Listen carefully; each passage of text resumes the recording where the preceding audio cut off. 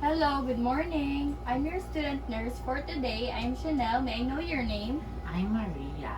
Okay, Maria. How old are you, Maria? I'm 25 years old. Okay, so how are you doing today? I'm doing well. Okay, so today I am gonna be educating you the proper exercise guidelines about pregnant women. Is that okay with you? Okay. And after that, I'm gonna let you wear a comfortable clothes and shoes. Is that okay? Yes. Okay, so I'm gonna perform hand hygiene first and provide privacy, okay? Okay.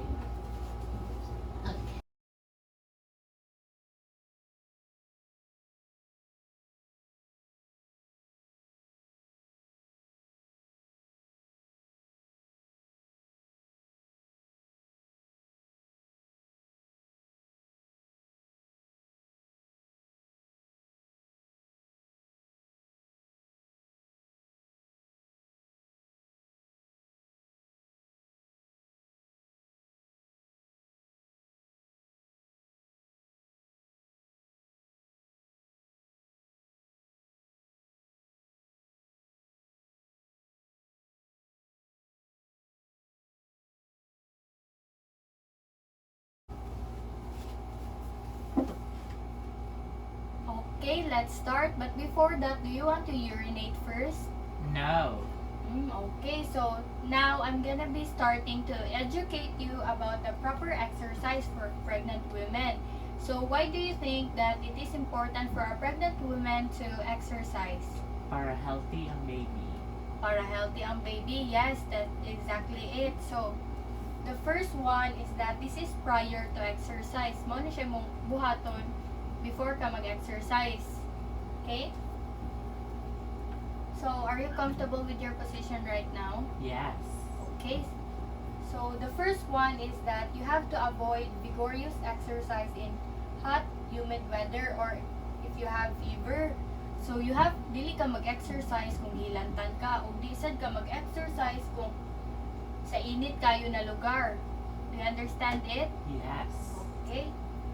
Kaya nga no, pag mag-exercise ka, init kayo ng mga lugar, kaya it will cause yourself hyperthermia. So, ang hyperthermia kay abnormally high body temperature. So, di ba, di mo taganahan magpakasuffer tagingana. Yes. So, we have to avoid exercising in a hot or humid weather. Next, you have to avoid activities that requires jumping, jarring motions, or rapid changes in direction such as jogging. So, bawal din ni mag-jump-jump ang mga gurus o mga jogging na extreme kayo. Okay ra mag-jogging pero kanang hinay-hinay lang ba kay if you are pregnant, your joints are unstable. Okay? Okay. Okay. And the next one is that exercise on the wooden floor to a tightly carpeted surface. So, unsa inyong floor sa inyong balay? Wood. Wood? Okay, much better. Ay nga ni. Pag-exercise ka sa wooden, tapos butangan mo mga carpet to reduce the risk of shock of the abdomen. And next one is that you have to avoid exercises and motion that involve deep flexion or joint extension such as stretching with the toes extended. Kaning example, kaning ana kanang grabe ma-stretch na jud imong joints. Diba pag pregnant women kay murag moderate lang atong exercise, Yes. mild lang ang exercise. Manong mag-avoid man ta ana to avoid muscle cramping. Next one, always start your exercise program by warming up for approximately 5 minutes with activities such as slow walking or stationary cycling with low resistance. So, do you understand it? Diba? When we exercise, balag we're not pregnant women, kaya we need to have warm up. Guys, for you, what's the benefit of warming up? Para dili Ma-shock ang body. Mauna, ma-shock ang body. So, kabukang sa mga warm-up exercises. Yes. So, unsa may example imo ma-show? Oh, yes. Mo na siya. Pila siya sa warm-up exercise. So, kanang i-tilt ni mo yung head. nga na, for at least 5 minutes before you exercise para to allow your body to adjust. Okay, next, para di pud ka pa maulan, dayon, okay? Next kay, drink liquids liberally before exercise. So, why do we need to drink liquids? Kay uhaw. Uhaw pud, no? So, tara. So, drink liquids to prevent para di pud ma-dehydrate. So, mo dyan na mutimanan.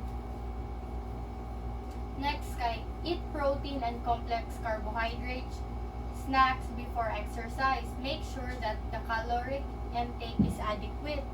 So, what are the protein and carbohydrates? Before ka mag-exercise, you have to eat kana mga protein-rich food o carbohydrates. So, here are the example. So, protein. Kana mga meat. Do you eat meat? Yes. So, sa carb, kay mga oats, most especially rice o bread. So, unsay mo ginakaon? Rice, meat. Rice, Bread. meat, bread. Okay. So, dapat you have to eat foods.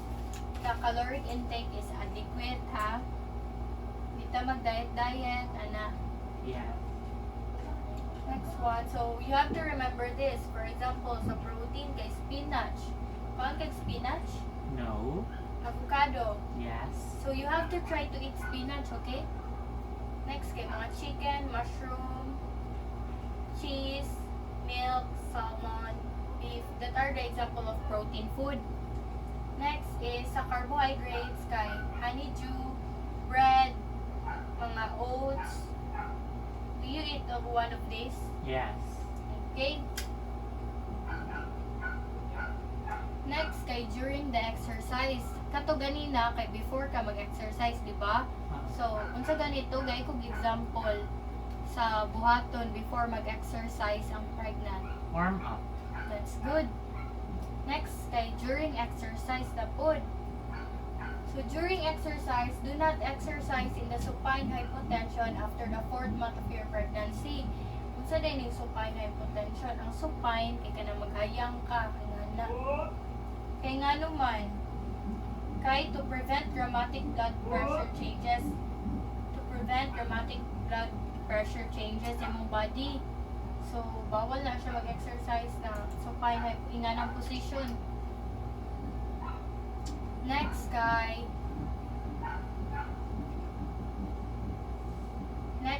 when getting up from lying on the floor, do so gradually. So, what does it mean? So, kutay nga na ka, supine. Tag mo barog ka, unsa man, hinay-hinay lang. Hinay lang, kay ngano, malipong ka, ana. Next, to prevent po dramatic changes sa imong blood pressure. Di ba, kabantay ka, if mo barog ka diretso kay malipong ka. Next, kay measure your heart rate at times of peak activity. So, you have to measure imong heart rate, kanang, di ba, naman kay pulse oximeter, o i-measure sa nimo before ka mo start para basi na ay dramatic changes sa imong kuan ba abnormal na diay ito na changes dili lang ka aware. So measuring it kay it is really important, okay? So if necessary, interrupt your activity to replenish fluids. So do you understand it? Yes.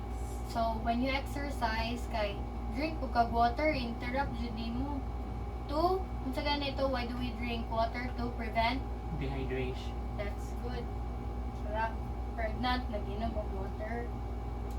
Next, kay stop any activity and contact your obstetrician provider if any unusual symptom appear, such as dizziness or vaginal bleeding. Kaya nag-exercise ka, tapos na lipong kagalit or naa kay vaginal bleeding. So, what will you do? Contact your obstetric provider. Okay. You have to contact it kay basi nanay abnormalities or bawal to sa imo na exercise. Kasi to any danger signal na siya. Next, kay perform an active stimulus phase of 20 minutes. Strenuous activity should not be performed for more than 20 minutes. Muna siya. So, ang mga strenuous activity, kay dili siya ma-perform more than 20 minutes, mga less than 20 minutes, ready na siya, okay? Okay. So next kay you have to avoid exercises that employ a Valsalva maneuver. So ang Valsalva maneuver kay kanang mag holding breath while bearing down. Kung hindi ka mo ginhawa, while going down. For example of this kay kani. Okay. So what do you think? Unsa yung gigbuhat? Squats. Weightlifting. Di ba kay mo utong man na sila? Weightlifting.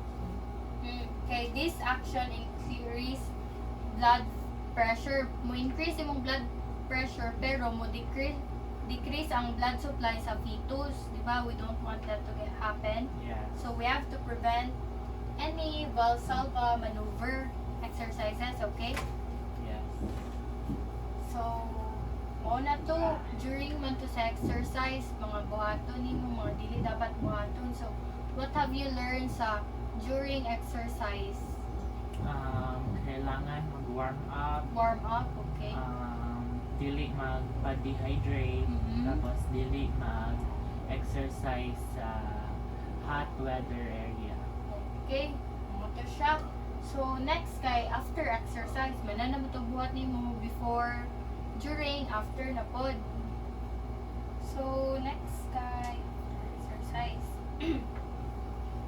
So end your exercise program with a period of gradually declining activities that includes gentle stationary stretching. Do not stretch to the point of maximum resistance. So if mo end na nimo imong exercise, dili ka mag-stretch ka ng grabe na jud kayo ka ng maximum resistance, kana lang mild kwan para ma-recover imong body, maka-recover imong heart rate ug balik, okay? Next kay drink liquids na po liberally after exercise para Dili ma-dehydrate. para dili ma-dehydrate, no? Kana, you have to drink, di ba? Ang drinking water kay nandiyo siya sa before, during, o after, no? Important tayo ang water. Next kay the last one is perform schedule exercise period.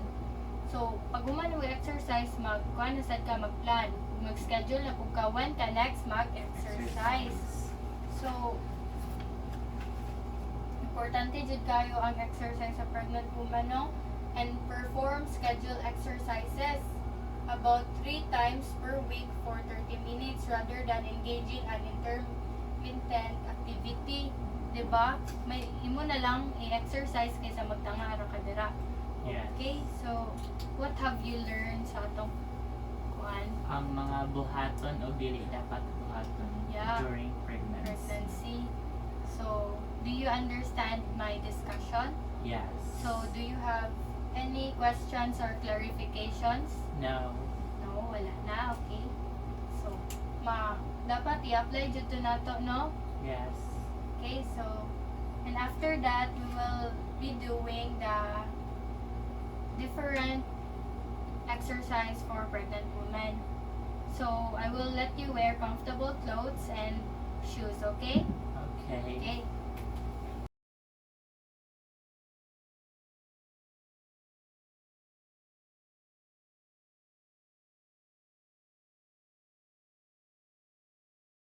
TAILOR sitting. Assume sitting position with knees towards the floor until there is a feeling that the perineum stretches. So do not put one ankle on top of the other but should place one leg in front of the other.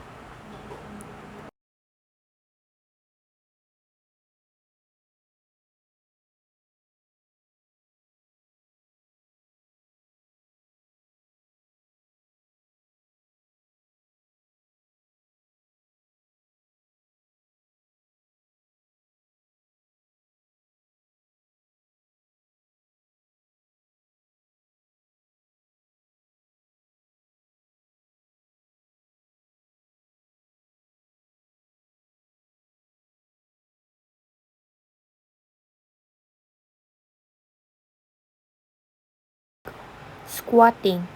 Move to the squatting position, knees over the toes. Keep your heels on the floor. Feel the stretch in the back of your thigh. Hold this for at least 20 to 30 seconds and gradually increase the time to 60 to 90 seconds. So relax your head and arms throughout this exercise.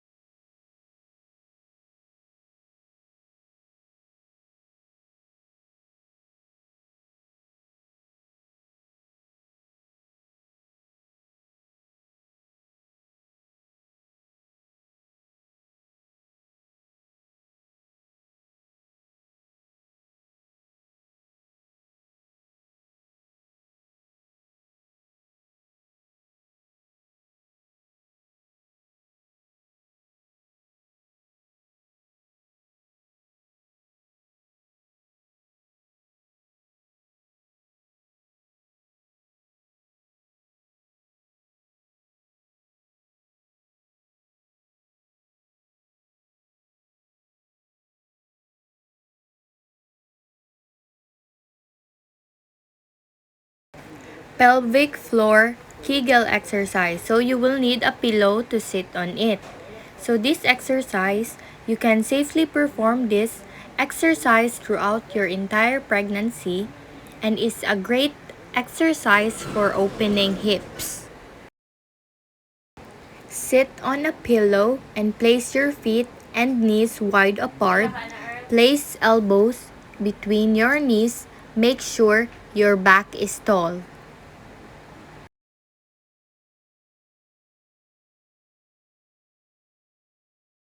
Breathe while in the position and perform Kegel exercise. Stay in this position at least 10 seconds and then slowly release your arms and draw your knees back together.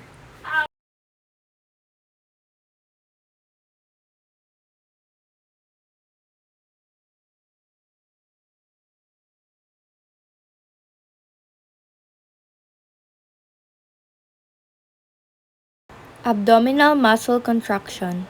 So practice blowing a candle by taking a deep inspiration, then inhale normally.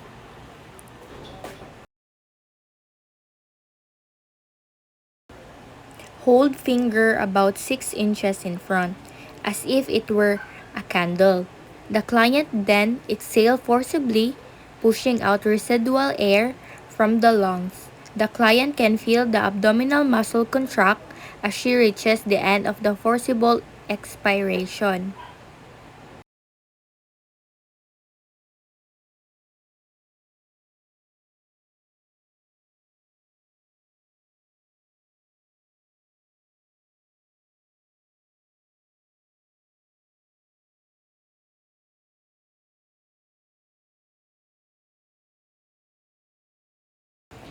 So a client should assume a kneeling position with both hands on the floor.